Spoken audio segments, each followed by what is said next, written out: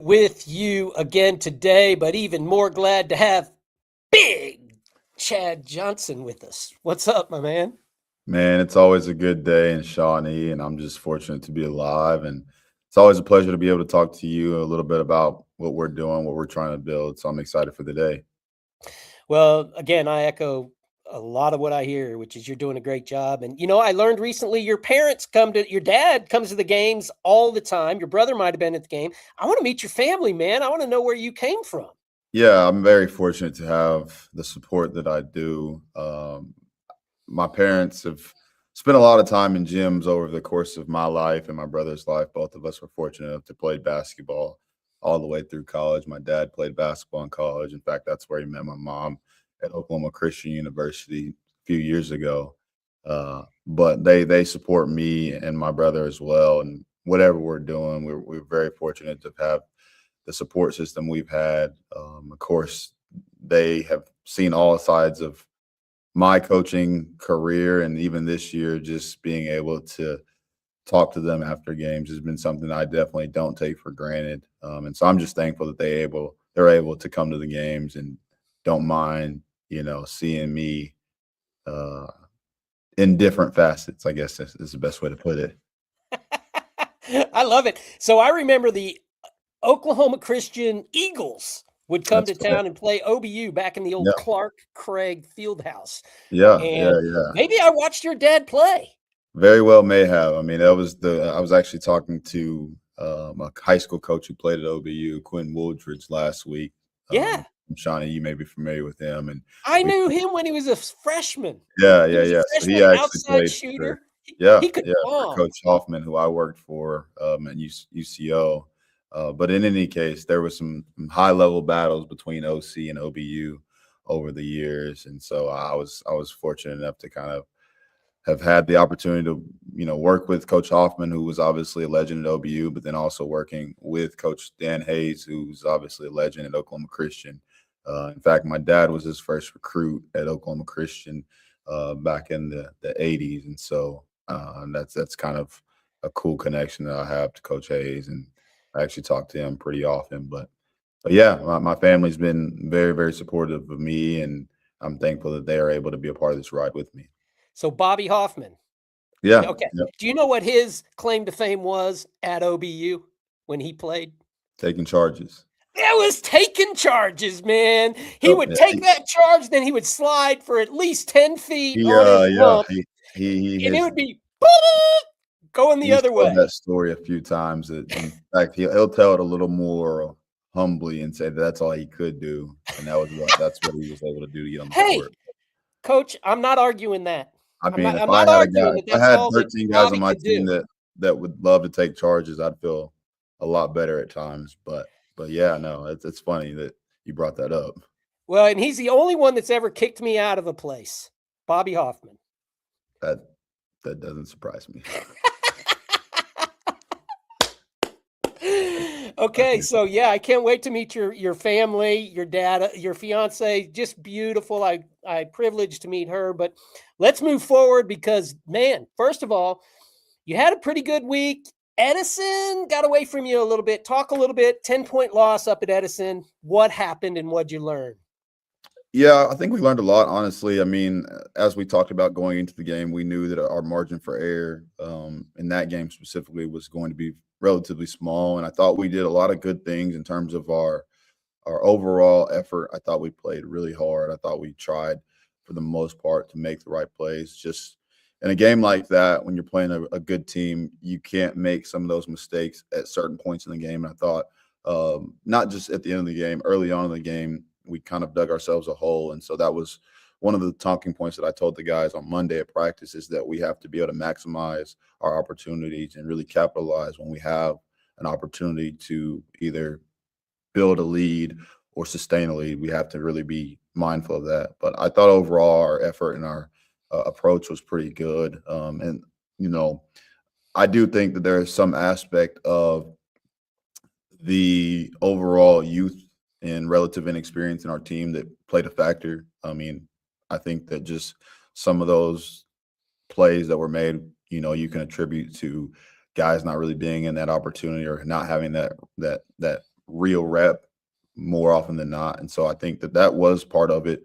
But I really don't try to look at that because at the end of the day, um, basketball is basketball. And if I'm doing my job as a coach correctly, then it really should not matter, whether or not they're a sophomore or senior, if they, are understanding of what needs to take place. So overall, I thought we did a pretty good job of competing, and we were able to, really be in the fight towards the end of the game. And, that's all you can really ask for at the end of the day, is to really have a fighting chance and give yourself the best possible opportunity to go win a game. And unfortunately, the ball just didn't bounce our way. And credit to Edison, they made the plays that they needed to make.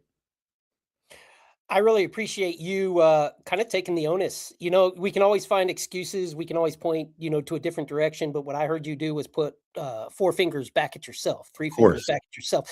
And what I'd like to know is, we've had some discussions. What is it now? You've been an assistant, and now your first head coaching job. You've talked to me a little bit about you want to get better at understanding your players, and that doesn't mean how they play on the court necessarily. It's communication factors. Talk a little bit about that, and the difficulties or the victories that you've had this year, growing yourself as a new head coach. Yeah, I mean, I could talk all day about that, honestly, because it's fascinating to me to figure out what motivates people. We're all driven intrinsically or externally by something. And I just believe that ultimately it's my job as the coach to try to figure out what makes each guy go. Because at the end of the day, we all have a common goal, or even if we all don't have the same common goal, if I have a common goal that I'm trying to get the team to understand, how do I get them to get where I want them to go? And so I think that's probably been one of the biggest things that I've learned being a head coach, is just understanding that if there's a goal that we're trying to get to, there's multiple ways of trying to get there. And for each guy, it looks different, and so that's one thing I've really tried to just embrace. I think that I would argue that coaching is less to do with X's and O's and more about managing people, managing egos, psychology, sociology, things of that nature that, I didn't care to study in school. But now, at this point in my life and anything that I'm really dealing with people, I just realized that understanding not only some of the circumstances that they're bringing to the table, but also understanding how that impacts how they, think, act, and do things will ultimately help me as a coach to get them where I feel like they need to be. Well, you come off some years as an assistant coach, and I had the privilege last night of meeting 2 that I didn't know. Of course, I know head coach, head track coach, assistant track coach. Who knows? It depends on who we're talking to. But Coach Licklider, I know Coach Licklider. Then I met, is it Brad? Yeah, Brad Cosby. I met Coach Cosby, Brad, and then bouncing in, comes in Hayden later. And so talk a little bit, as your longtime experience as an assistant coach. Now you've transitioned into the head coach. You learned a lot as an assistant, as what a good assistant is. I'd like you to talk about those 3 guys and what each of them bring to the table that you appreciate the most and that a head coach needs in an assistant coach. Yeah. Well, I don't know if I was necessarily a good or a great assistant coach. I felt like I did an okay job, and I thought I didn't I say you were learned. good or great. I said you were there a long time, and I said Okay, you I was just probably make sure. learned what it took to be I a got you. good There you assistant go. coach. But no, I mean, I'm very fortunate to have the men that I do have a part of our staff. They're all obviously knowledgeable of the game, which, that's important. But I think even more important, they care about young people. They care about investing in the lives of our young people. And they really make it a point to try to help me. I told them all when I brought them all in, like, I'm not a guy that wants to hear how great I am or hear all of the things that, I want. Most people would think a coach would want to hear. Like, I'm not a guy that wants a bunch of yes men around me.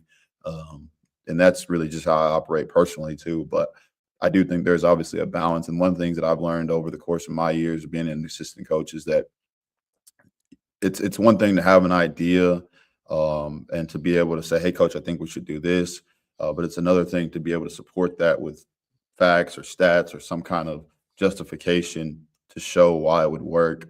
I think the other part to that is being okay if you do have an idea. If I say, "Okay, I appreciate that idea," we're going to go in a different direction, and not being able to take that personally. And very rarely do we ever just disagree completely. Like, we might have a different way of looking at things, but I think overall our alignment has been very seamless. And I think part of that just has to do with all of our uh, concern and care for helping our group of young men just be better people doing things a certain way. And that's not the case everywhere. I'm very fortunate to have kind of walked into that circumstance. Obviously, when you're a new coach, it's at least in my opinion, um, somewhat of a thought to try to bring in guys that you're familiar with. And the truth of the matter is, I didn't know Coach Licklider, obviously, before I got here. I didn't know Coach Burnett when I got here. My connection to Coach Cosby is kind of unique, and because I actually, not to date him, but I grew up watching him in high school, and we actually have a mutual friend, or I guess his family, one of my good friends, is his relative. So I knew about him, and I knew he obviously had coached high school at a couple other places, and so I knew that that was going to be a good fit. But overall, I would say that just having them all be like-minded in terms of helping our overall development for our young men on our team has been very beneficial. And so I'm super grateful for them, because I feel as though if I wasn't at practice for whatever reason and they had to run practice, I feel pretty good about saying that it would still run pretty seamlessly. And I think that's kind of just a mark of a good assistant coach, being able to assume those responsibilities and really kind of make sure that the message and the voice is still the same. Well, adamantly, I did not go on record as naming you a good assistant coach because I didn't know you. I mean, that But that's I that I guess you could say adamantly that's to be determined, I guess, depending on discussed. who you ask. But I adamantly do endorse you as a great head coach. And that Well, I is because we've had experience now over the last 6 months of getting to know each other.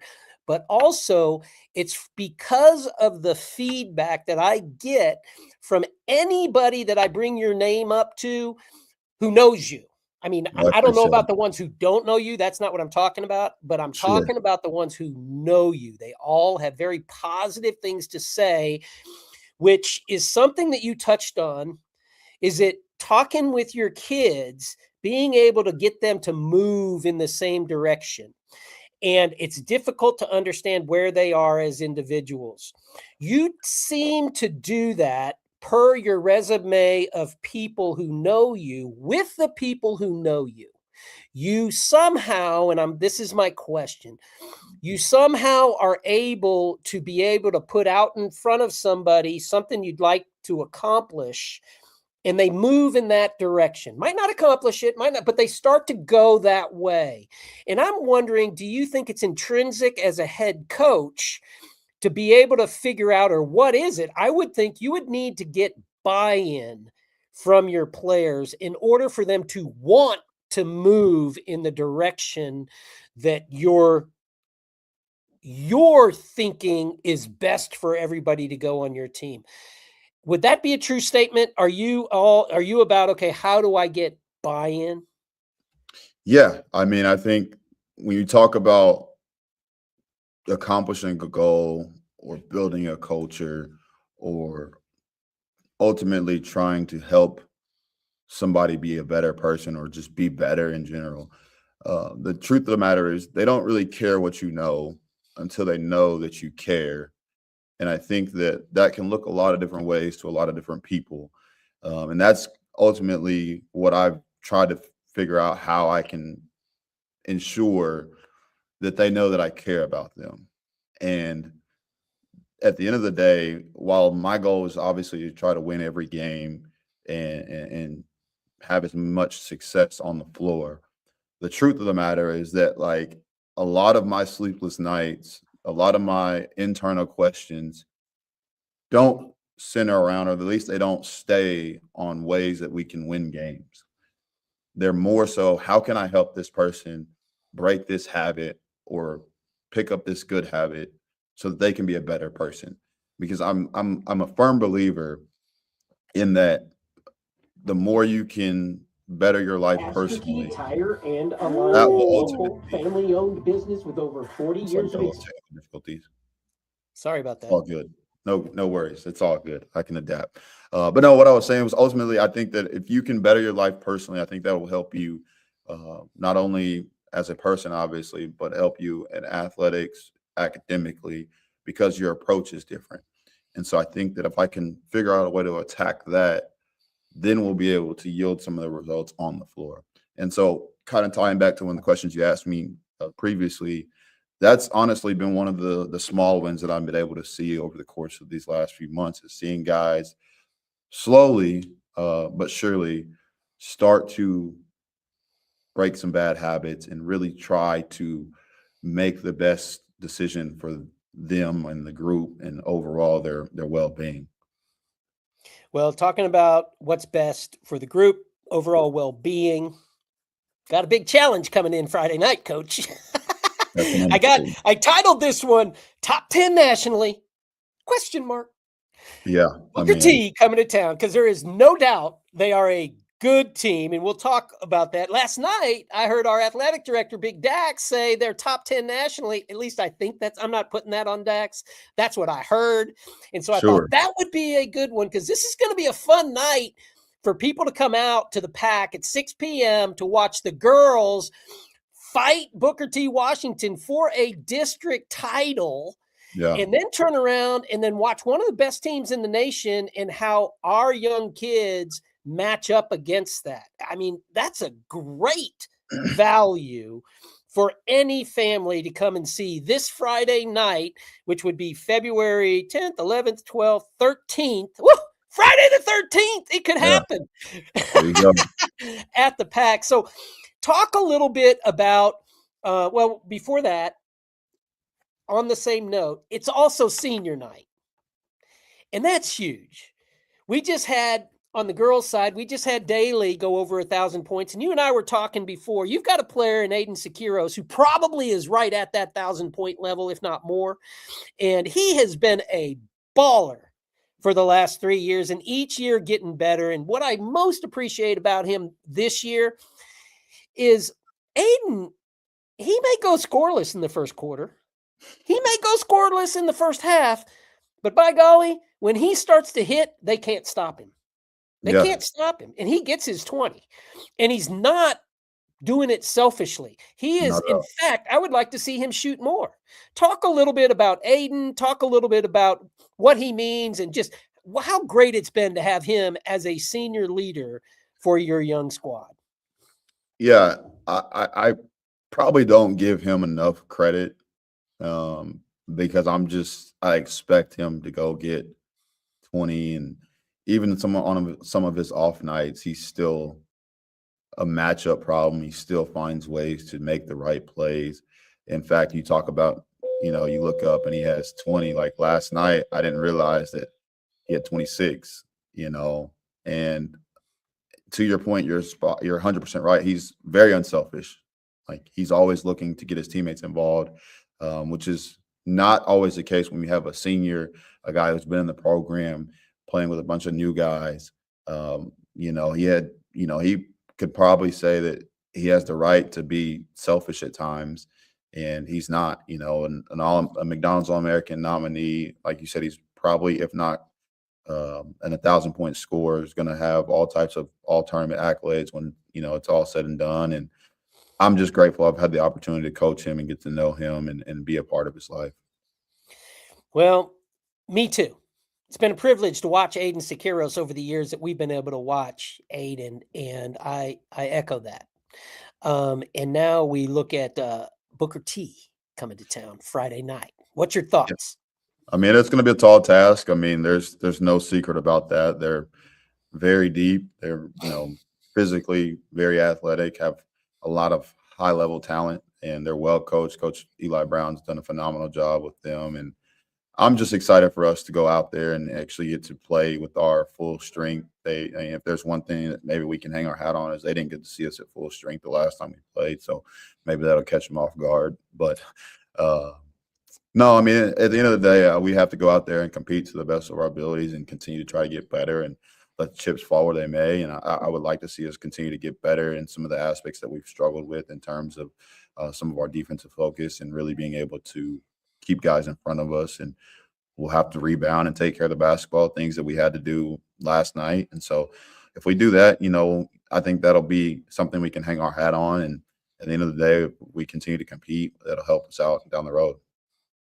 Well, on that note, last night, congratulations to Terrell Theory and to Ray Fleeks. Absolutely. That would be homecoming queen and king, and in that order by purpose. Absolutely. There you go. But yeah, okay, I mean, to touch back on the girls' game, I think that'll be something that I'm looking forward to see. 2 top teams in the district. Coach Wells is 18-3 right now, and I enjoy getting to watch them play and watch them practice and really kind of just being around Coach Wells. She's done this for obviously a number of years, so it's beneficial for me being a young coach to kind of just watch from a distance at times and kind of pick her brain at various points in time. And so I'm really looking forward to that one as well. I agree. Coach Chad Johnson, thanks, man, as always, for your time. It's always good to talk with you and to be enlivened in your presence. Thank you, man. I appreciate you, Daniel. Thank you. I hope that you have a great day. You as well. You've been watching the Coach Chad Johnson Coaches Show on ShawneeCTV, where